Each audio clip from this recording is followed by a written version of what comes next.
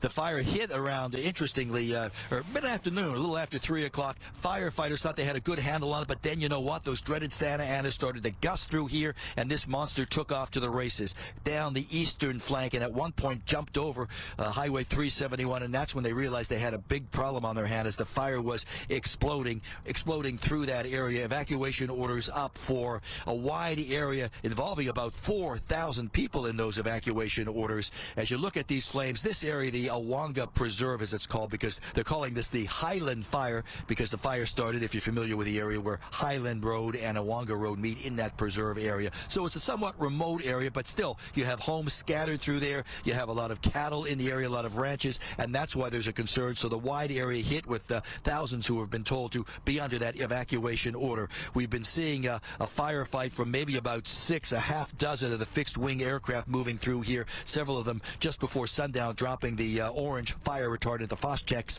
trying to contain that line around the eastern side of the flank. And just before it got dark, the helicopters, about 4 of them, moving in with a lot of water drops in some of the area, because Fire Command says, sure, we had a lot of rain through the summer, but out in this area, very dry with those Santa Anas over the last 24, 48 hours, and that was the big concern. We know, at least we've talked to about a half dozen, maybe 8 or 9 folks who say the firefighters, the strike teams, actually saved their homes as the fire moved closer, wetting it down, pushing back the flames. This man says if it wasn't for the firefighters and their quick work, his home would be ashes right now. Listen to his story.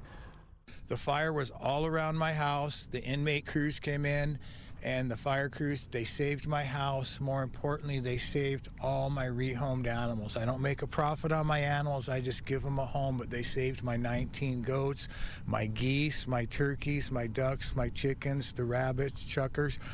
The fire all the way around the house burnt my neighbors to the north and to the south, but they saved my animals, ash all the way around the house, but to the pens and to the house. I am so thankful to the inmate crews and the work they did, and the fire guys.